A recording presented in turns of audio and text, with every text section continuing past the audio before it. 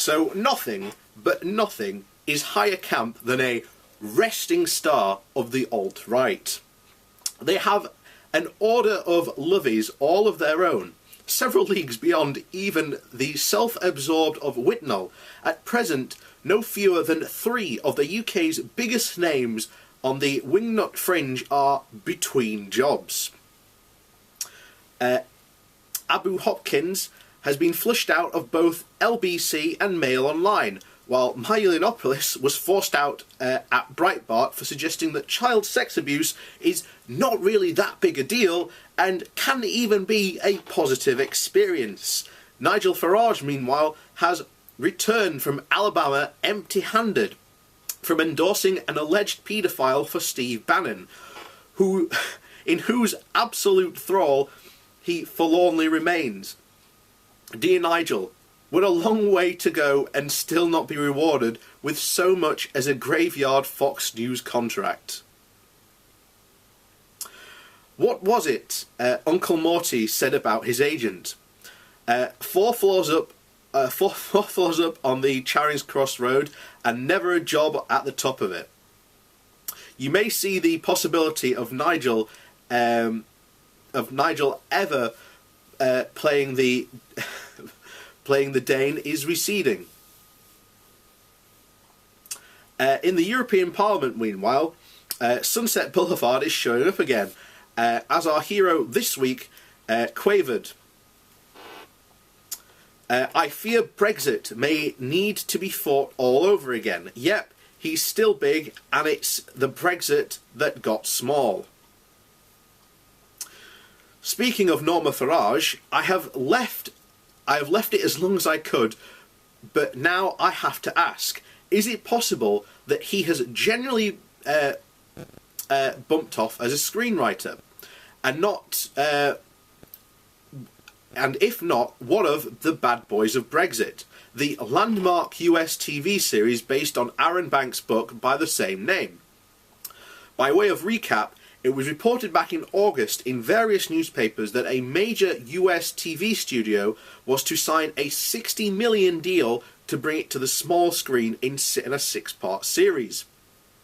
At the time, that would have given The Bad Boys of Brexit the same budget as Game of Thrones, suggesting that either Nigel's CGI dragons were going to be absolutely insane, or that the production planned to build a scale model of the Sunderland coast on Hollywood's most expensive backlot of real estate. According to a very well briefed report in the Daily Express at the time, Oscar-winning Kevin Spacey or Sherlock star Benedict Cumberbatch had been tipped to play Mr. Farage. On the bright side, they could probably get Kevin Spacey now. The book's publisher, Ian Dale, explained hotly that he was going out to Los Angeles in October to do the deal. Since then, it's been frightfully quiet. Ian does not seem to have made the trip to LA, and things are getting rather tight when they were told shooting was starting in the new year. Things are getting rather tight if shooting is meant to start in the new year. Is the Bad Boys of Brexit screenwriter floating face down in a pool somewhere, even as Norma prepares to descend the stairs for his big comeback? One to keep an eye on, certainly. Even more positive for lovers of merriment is the fact that some of our resting malcontents are turning on each other. While others are frothing needlessly of alliances, forming the neediest of alliances, Norma Farage, you'll have noticed, is very cross about Brexit. Last Friday, he called Mrs May's EU divorce deal a capitulation. Yet, who should pile in but Abu Hopkins? I observe, Kate observed, the boys who quit before taking Brexit over the line, criticising the one woman prepared to preserve. So fancy Katie turning on Nigel like that, and then who should only pile in on top and tell Katie to shut up but Prison Planet, aka Infowars underling Paul Joseph Watson. Do you know Paul? I don't mean socially, of course, I mean, do you know of Paul?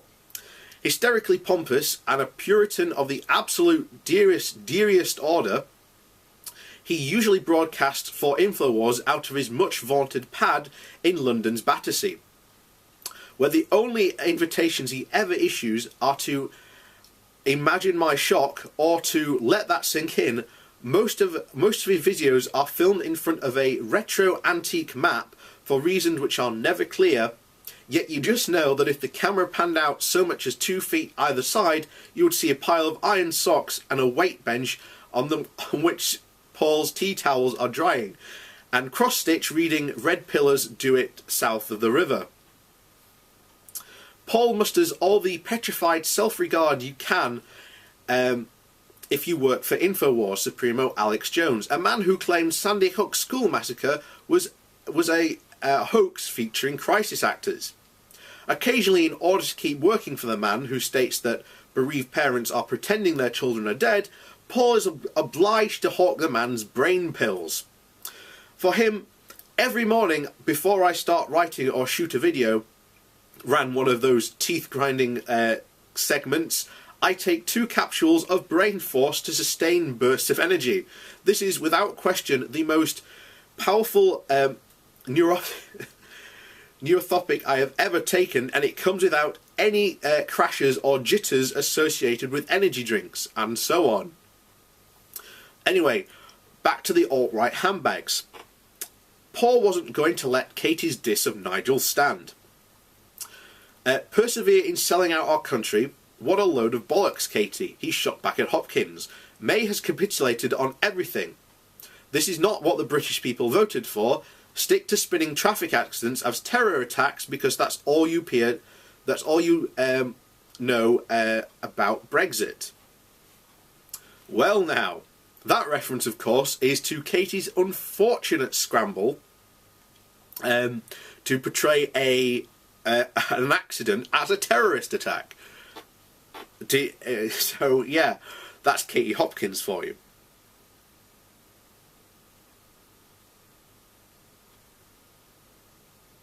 In fact, she quoted for us, "I don't buy that it was a road traffic accident." That was her quoting that, as if the government was trying to cover up a terrorist attack. But it's not all handbags all around, because Katie and Milo seem to have buddied up, last week releasing a video of themselves having a chat over glasses of champagne. The film is really tough to watch, primarily because of Katie's excruciatingly palpable gratitude at being there, which lasts the full 55 minutes, and sees her manically camping it up, presumably in the hope of integrating herself with someone else who has suddenly got an awful lot of spare time on their hands. She even sees to get Milo's hairstyles on a to-do time lag. On this occasion, she was sporting the exact one he had around the middle of last year. He has since moved on into Corey Haim's one from The Lost Boys to do the exact that of cropping up around Katie. To expect that to be cropping up on Katie around June of next year.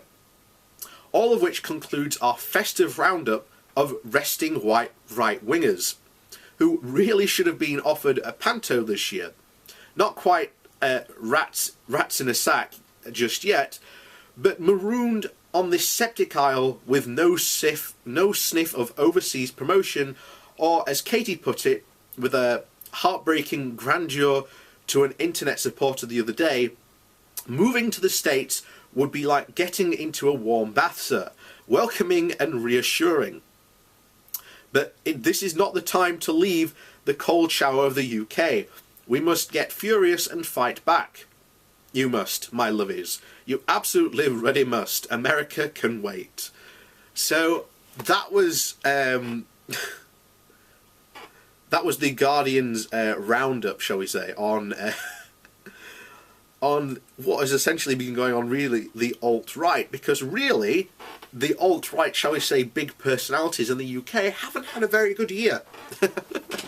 So do remember this most charitable time of year, when you're sitting down for your Christmas dinner, spare a thought for poor Nigel, who claimed there's no money in politics, yet he's getting more, a bigger pension than a UK MP would. But apparently, because we're leaving the EU, you know, he has to keep his EU pension. And of course, you know, he lives in a 14, you know, a absolute £1 billion, you know, palatial estate. And, you know, apparently there's no money in politics, he'll say over and over again. But I guarantee you, he would have got paid by Steve Bannon to go over to America. And Milo Yannopoulos, since his big, you know, falling out early this year, no one will touch him with a barge pole. And I guarantee you that will continue. I think he's meant to have some big project revival. And Katie Hopkins, well, at this moment, can put it this way, Katie Hopkins hasn't been offered anything anywhere. And as she said at the end, most of these people are hoping to get lucrative jobs in America. But even the fact that Nigel Farage can't, as said, he can't even get you know, a contract as a Fox News contributor, says a lot about the state of the alt-right big personalities in the UK. So, raise a glass, probably don't fill it because it won't be worth it, and just, you know, toast to their, shall we say, continuing restfulness.